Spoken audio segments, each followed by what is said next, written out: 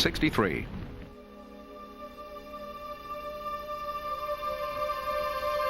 Humans have had myths about the universe and its origin for as long as we've been looking at the stars.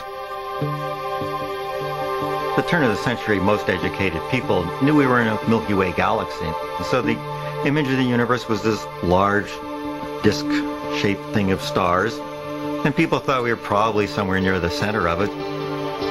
And by the 1920s or 30s, through a number of very detailed studies, they began to work out the actual geography, and they found out that no, we weren't at the center of our Milky Way galaxy. We were sort of two-thirds of the way out. But in the 1920s, a Mount Wilson astronomer, Edwin Hubble, was able to prove the even more humbling fact that our Milky Way is just one of an almost infinite number of galaxies. As Hubble went on studying them, he found that the galaxies are moving away from one another.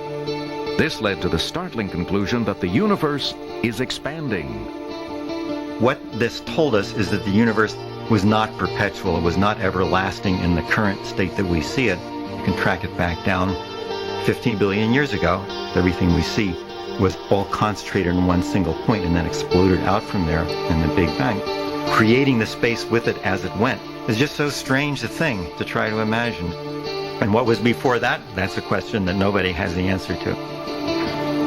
The launch of the first orbiting observatory, fittingly named the Hubble Space Telescope, allowed an image resolution 10 times greater than the largest ground-based telescopes.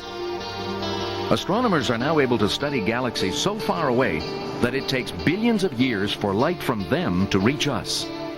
When we look at them, we are actually seeing the universe's distant past.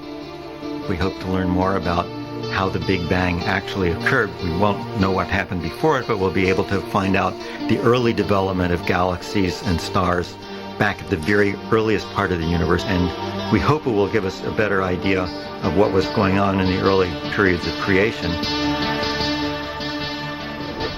62. Beginning in 1915, gas-powered tractors plowed the earth.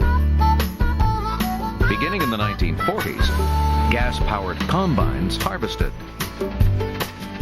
The two machines have revolutionized agriculture, making it possible for one person to do the work of 20 in half the time. 61. At the beginning of the century, a young fur trader in Labrador, Clarence Birdseye, got an idea how to keep food fresh from watching the Inuits. The very low temperatures and Arctic winds naturally froze their fish almost instantly. By 1924, back home in New York City, Birdseye had figured out a flash freezing process for making good-tasting frozen food. Frozen foods meant not only could you buy peas all year round, but instead of being the kind of mushy gray peas that you had in a can, they were bright, firm green peas. The real takeoff point of frozen foods was 1948. Bing Crosby began to sing for Minute Maid orange juice. Through all my days I'll sing the praise of Minute Maid orange juice. Quick and convenient, frozen foods became the most popular way to eat. The greatest achievements of the 20th century countdown continues when we return.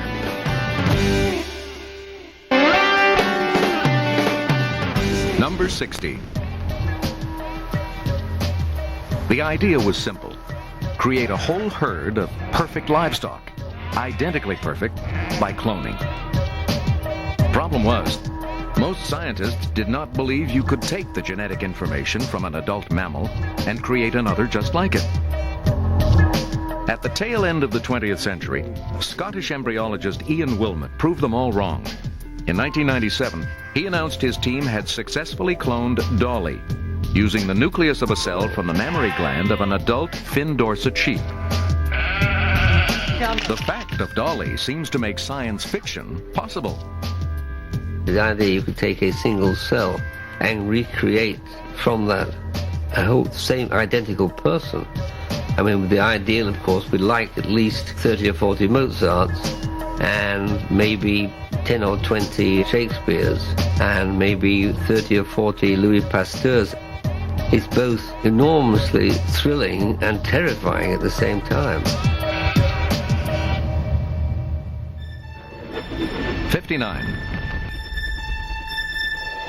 Electron microscopes have made it possible to magnify objects as much as 1 million times and view a single atom. Where would medicine, technology, and modern science be without them? 58. In the 20th century, literature crossed the borders of culture and language to become global. Books are now routinely translated and spread around the world, giving them a truly international voice.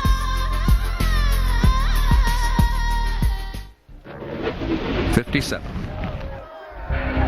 Apartheid was about the exploitation of cheap labor, just like slavery. Racist whites in South Africa depicted blacks as the lowest forms of humanity, if indeed they were humans at all, and they treated them that way. In 1949, Nelson Mandela, a young lawyer and son of a tribal chief, emerged as one of the leaders of the anti-apartheid Black Liberation Group. Mandela's first trial for treason lasted 5 years before he was acquitted, only to be jailed again the following year. He would spend the next 27 years behind bars, 18 of them in solitary confinement. At the end, the apartheid leaders, smelling defeat, went to Mandela and said, "We'll let you out of prison." And Mandela responding that, "I will not accept my freedom until my people have achieved their mandate." We are going to be equal, blacks and whites now.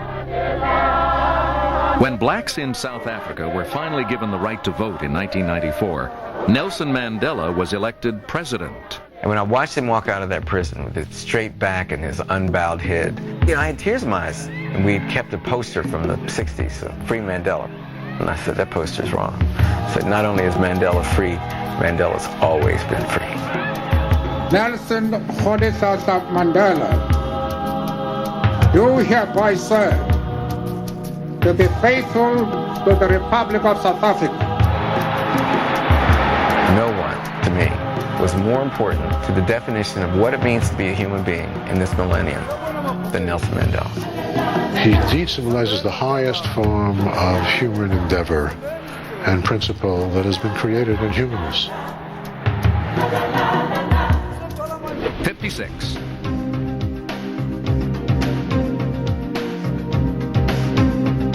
For nearly 400 years, people dreamed of building a shortcut across Panama to cut apart the continents of North and South America and connect the Atlantic Ocean to the Pacific. When the excavation of the 40 miles of disease-infested jungle began in 1905, earth-moving trucks had not even been invented. In the worst stretch, the Culebra Gap, 6,000 men worked for 7 years to dig a channel only 8 miles long. Great locks had to be designed to lift ships more than 8 stories high and then lower them again to the opposite ocean. They finished 6 months ahead of schedule. The Panama Canal remains one of the greatest engineering feats of all time.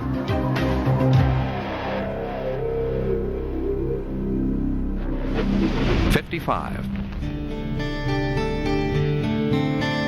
A child of Russian immigrants, Bill Levitt came home from World War II with an idea of how to make home ownership affordable. By doing so, he started a revolution. The idea of everyone owning his or her own house is a uniquely American idea. Levitt dreamed of the idea when he was a Seabee in the Pacific that he could mass-produce housing like Henry Ford mass-produced cars by designing them simply enough and by getting specialized crews of workers to go from house to house. He began building a whole community in a potato field. By 1948, using pre-assembled units, Levitt's crews could frame a house in 16 minutes.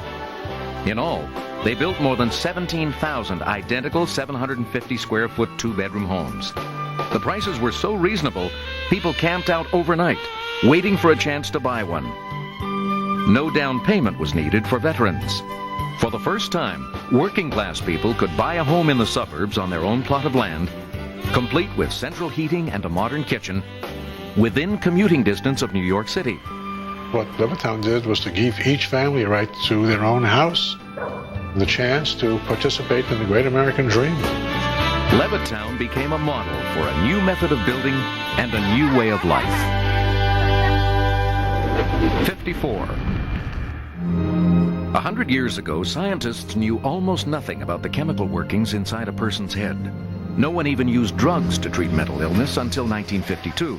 Today, we take them for granted. With the help of tools like the PET scan that actually lets us see into the brain as it functions, neuroscience is now beginning to understand the body's most complex organ. 53. In 1906, Upton Sinclair, a socialist, wrote The Jungle because he wanted to point out just how bad the life was of workers in the meatpacking industry. He aimed for the heart of the public, and he hit the stomach. People were so disgusted from reading what was in that book. There was a major push for legislation to control how meat was packaged. Investigative journalism is one of those great agencies exposing the failures, the corruption, graft, the system. We have been taught to ask questions, and we have been taught to demand that our government step in at certain times. Investigative reporting really changed the way we live our lives. 52. Modernism was a driving movement in all art forms in the early 20th century that radically broke with the traditions and conventions of the past. Deliberately breaking rules, just as music. Someone like Stravinsky deserts the harmonies that we expect to hear. For painting, modernism debuted with the Armory Show of 1913. Works that create a scandal. To take a very famous and sensational painting by Duchamp, a nude descending a staircase. Who would possibly know without the title, that that was a nude descending the staircase? Because what we see is a kind of scissoring of planes and shapes painted in such a way as to suggest movement. What modernism is really doing in all the fields in which it occurs is that it's saying that isn't closer to any reality. That's just one form of reality. To me, she looks different, and this is reality too. 51. Belgian-born chemist Leo Baekeland cooked up the first entirely synthetic plastic at the beginning of the century. Strong, light, and moldable into any shape desired, it doesn't boil, burn, or dissolve, even in acid. Not a single piece of plastic was on board the Titanic when it sank in 1912. Today, far more plastic is manufactured than any other substance on Earth. 50. On December 12, 1901, Italian inventor Guglielmo Marconi became the first person in history to send a message across the Atlantic Ocean through empty space. By using radio waves to carry the signal instead of wires, he helped start a revolution in the way we communicate. 49. He makes it. In 1947, Jackie Robinson became the first person of color to sign a contract with all-white Major League Baseball.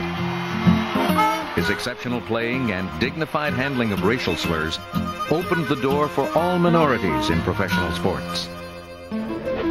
48.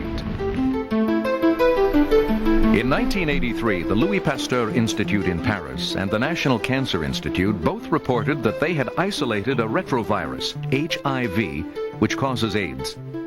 It was the first breakthrough in the fight against this lethal global epidemic. Drug protocols have since been developed to prolong lives, but though a vaccine seems tantalizingly close, there is still no cure. When we return, our countdown of the 100 greatest achievements of the 20th century continues.